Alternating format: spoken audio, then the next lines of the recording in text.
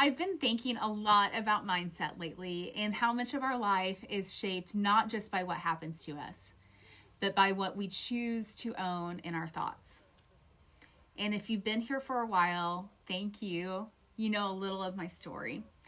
You know I'm someone who lost literally everything, and I'm rebuilding myself from the ground up.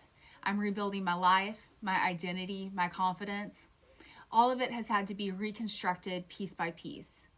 And before I talk solely on mindset, I want to be really honest about something, and that's my mental health journey. There was a long season, about 5 years, when I didn't choose my own thoughts at all. I'd lost the power over my mindset because I was battling severe depression, debilitating anxiety, and alcohol abuse. It was the trifecta. Fortunately, I found the right therapy, the right support system, the right medication. Otherwise, I would still be in the midst of that mental battlefield today because those chains are so real. They are heavy, heavy, and suffocating. So when I talk about mindset now, I'm not talking from a place of this toxic positivity. I'm talking to someone who fought deeply, painfully to get our mind back, and as someone who has rebuilt my inner world with just trembling hands and a lot of stubborn hope. And as someone who finally knows what mental freedom feels like for the first time in 42 years. And here's something that I've learned that changed absolutely everything for me. A major player in shifting your mindset is grace. It's allowing yourself grace and giving yourself forgiveness and showing yourself the same love, the same compassion, and the same kindness that you naturally give to other people. Because too often we're just so freaking hard on ourselves. We hold ourselves to these impossible standards and we shame ourselves into silence. It makes no sense. We beat ourselves up for the things that we would immediately forgive in someone else. And you cannot build a resilient, peaceful, and grounded mindset on a foundation of self-punishment. I tried. You can't do it. You have to give yourself the same grace, that same love and respect that you give to others. That's where the healing starts. And that's where the mindset shift begins. And then you come to realize that all feelings are valid and all feelings are necessary. Once you have the tools and the support and the grace for yourself, you can choose how you live with those feelings. You get to make that choice. I think of it, and I'm old school, like a radio dial in my mind. With practice, you can really turn that dial. You can go from the panic station to the grounding station, or from self-doubt to self-compassion, or from the heaviness to resilience, or limitation to possibility. It's amazing.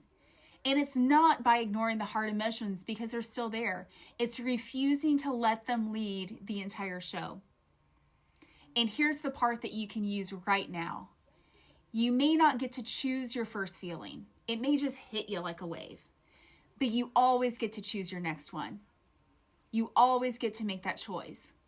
So I want you to do this. When a negative thought hits, because it will, I want you to pause and I want you to name it out loud. I want you to say, this is fear. This is doubt. This is shame. Because in naming it, it actually creates space between you and the emotion. And it reminds you that you're only the observer, my friend. You're not the prisoner of it. And then I want you to ask yourself, what's the next thought that I want to choose for me? What's that next thought? Not the perfect thought, not the happiest thought, just the next one. The thought that's just one notch better on the radio dial. And then I want you to practice it once a day, and then twice a day, then 5 times a day, and slowly your mind, it's going to start to shift with more ease, with more peace, and with a whole lot more grace. And that's how you start to build a strong, resilient mindset. It really is just one tiny dial turn at a time. You got to train your mind. And here's the truth I want you to feel just so deeply in your bones. Your mind, it's not a prison, and your past is not a sentence. Your limitations, they don't get to define you. You have the power to choose your thoughts. You have the power to show up for yourself even when it's so freaking scary.